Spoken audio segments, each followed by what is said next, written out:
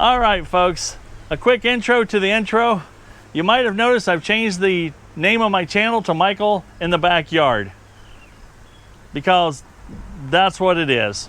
And the other channel, if you've been watching that, it's Michael's Back. I always introduce as Michael's Backyard Marina. I officially changed the title of Michael's Backyard Marina. We'll make that announcement on that channel as well on the next video release. So enjoy the intro and enjoy the video, folks.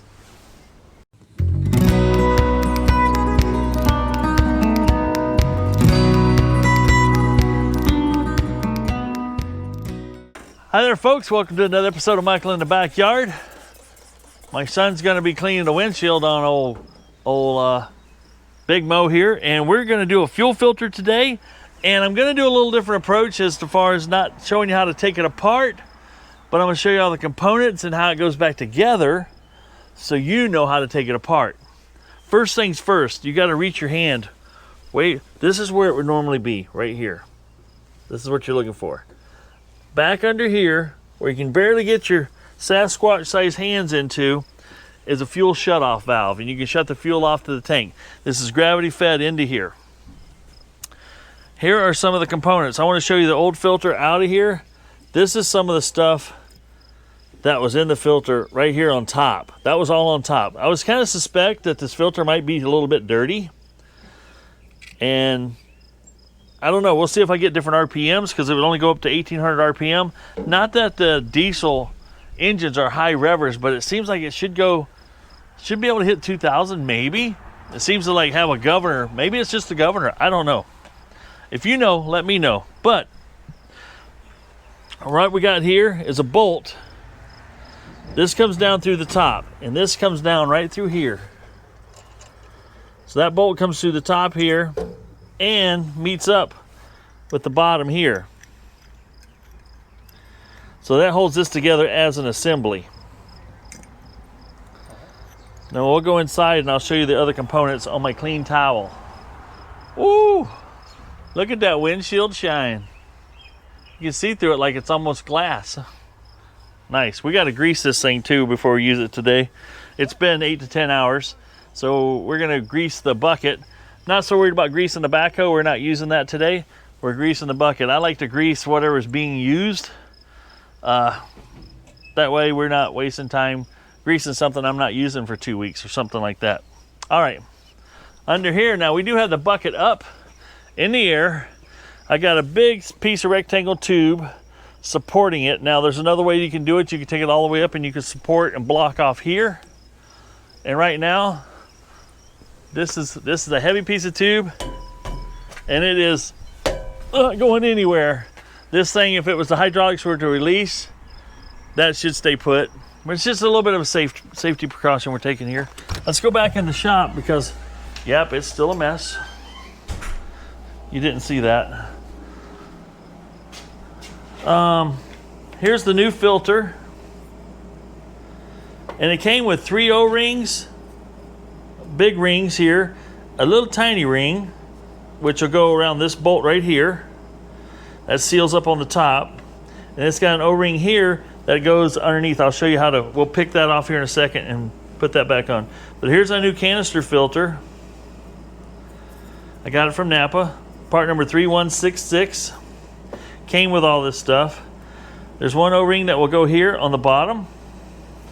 That seals the bottom of the container, or the bottom housing that we had, and then we have another O-ring that goes on top. Let's go pick this O-ring off and put the new one on. Come into my little handy dandy drawer of picks here. Let's just see what I want to use. I like the little curl one. Yeah, right here. That one there, so you can kind of hook it and drag it out. Sweet. We got to get the old tractor back up and going. Right, it's not down, other than I'm doing maintenance work on it. This is something I haven't done since I've owned it. We put about 40 hours on it. See if I can get you right up in here. This O-ring here goes right in here. You want to be careful not to scratch the sealing surfaces, but you can pick that O-ring off just like that. And we'll put the new O-ring in place. Now the old O-ring seemed fine. Let's be honest, it seemed fine, but you got a new one, put a new one. The other O-ring you got to get out of here is stuck right here. This one's been in here a while. There we go. You don't want to double stack them by accident, you'll have a problem. This one's been in there a while.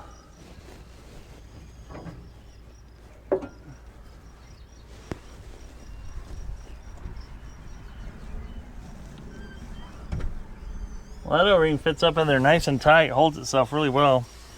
Now the bottom one here, we can set right in here just like this, but we'll put our O-ring in it first. I just flushed it out with brake cleaner, so we're gonna stick this guy here, stick this O-ring down in there like that.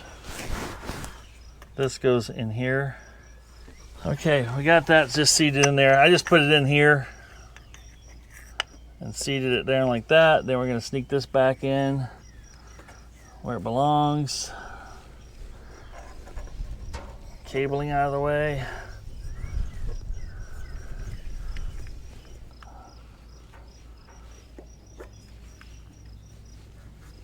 Seats back up on the O-ring. We're gonna turn this bad boy so this petcock here is up in the front. Put your bolt back in the top. Then we'll seal it back down. The 7/16 wrench, just snug it up to compress all the seals. Just that simple. All right, that's back in place. Next thing you want to do after you got this all sealed up is reach back in here. It's hard to get your hand in there. And I'm going to open the fuel petcock back up.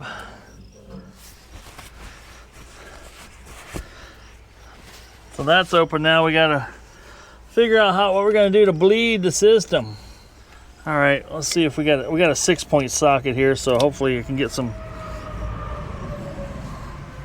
Oh, there it goes. Just didn't have enough wrench before.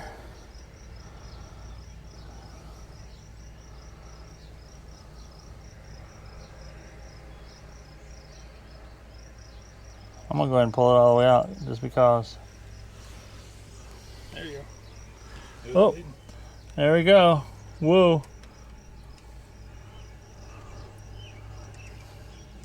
Oh, it's got a little. Is that a weep hole? Looks like it. There we go. Now she's properly bled. Snug that back down. Now you guys can do what you want. I'm gonna do this. I got some non-flammable brake cleaner just to get all the diesel nasty off of things. Don't look at the green can. It's non-flammable. What? That's the flammable one. I know it's the flammable one. That's why I said don't look at the green can. By the time we put juice to it, it'll all be evaporated. And that's how you change a fuel filter on a Ford 550. Now we're gonna go do some exciting stuff. I'm gonna climb it and fire it up, see if it'll fire up now and stay running.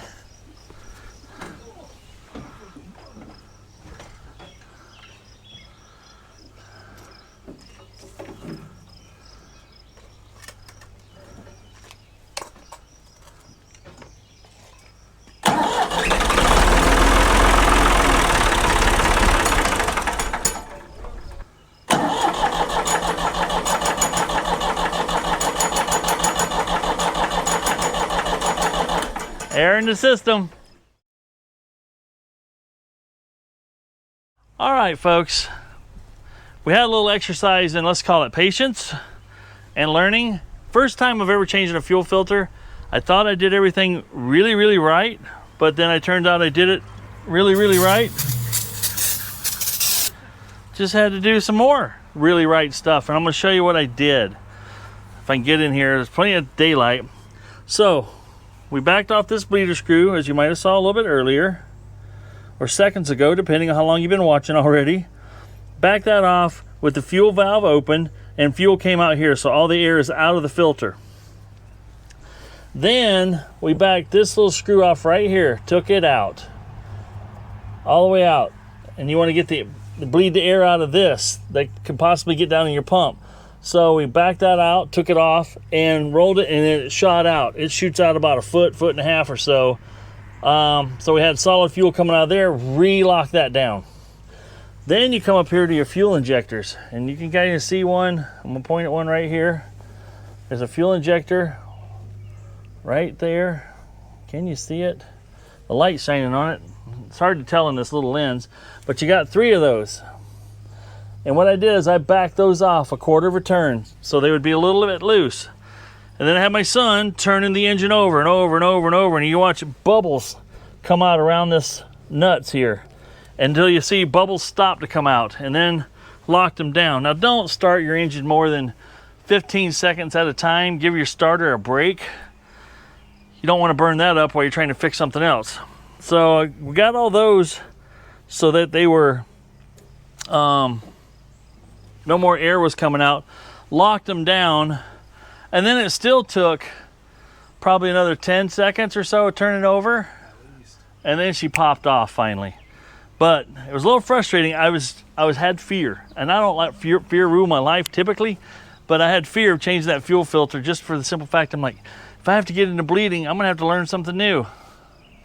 Well, I learned something new. Now I know the process. I'm documenting it for you guys. I'm documenting it for myself when I change this filter in 2 to 5 more years, depending on how many hours I get on this machine. But now it's changed. So now he's gonna hit the starter and boom. Running good.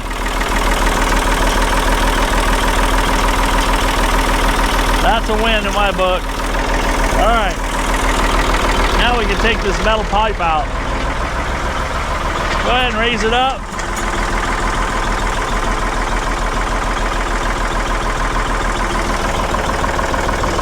There we go. It had settled a little bit. Ugh.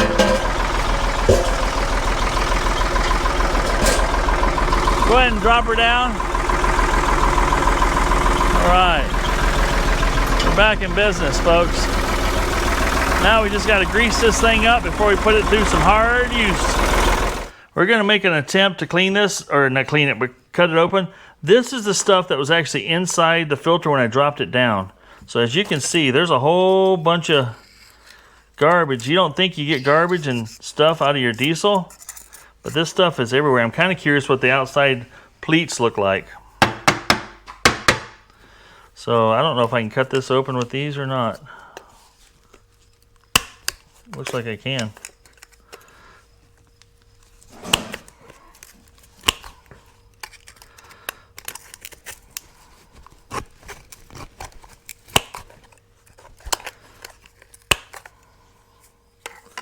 Oh, it's going to have something you can't see much. See if I can lay this open.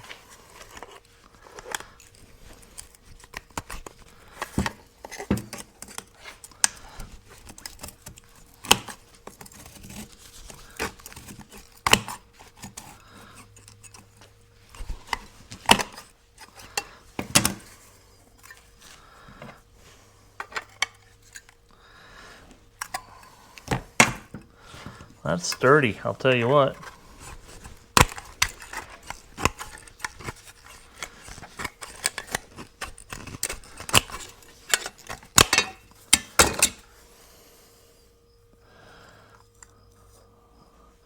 Well, the bottom of the filter's got its little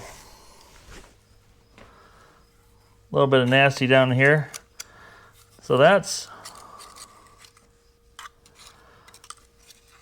all down around sediment around the bottom. That's just like around the top. There's that all around it. So if that's nastiness is settled in there, these pleats have got to be, you know, just filthy. Anyway, I thought that'd be good to take a look at that. So that's why you change your fuel filter on a semi-regular basis, I'm guessing. Follow your owner's manual. It'll tell you how many hours. There again, this is one of those situations. This thing's over 50 years old, or right at 49 years old, right? Yeah, 75. 50 years old next year. And that's why we we don't take anything for granted. We change and do what we need to do. So as you can see now, we've maintenance everything for the front half of this tractor. The air filter's good. The fuel filter's now good. Obviously, we've done the water pump. We've done radiator. We've done hydraulic pump. We've done hoses up front. And we'll just keep repairing on it. So far, I've been able to do 2 or 3 jobs around the property here and it not break. That's a milestone in itself. So. 1,200 hours. Huh? 1,200 hours. It says right here, 1,200 hours do the Replace fuel filter. fuel filter. 1,200 hours. Well, I recommend more often than that. Just because of what we saw in that filter. If I had a fuel filter in my car that looked that bad, ugh. Now it is a good sized filter, it has a lot of area. So obviously it was still running good. I'd be curious what kind of RPMs it'll get to now. But it was topping out about 1,800 RPMs. Of course, these things are not high RPM vehicles to start with, so let's just say we're happy with that. Now it's time to grease the front end and put this bad boy to work. By the way, if it ain't broke, fix it till it is, and we'll see you on the next video.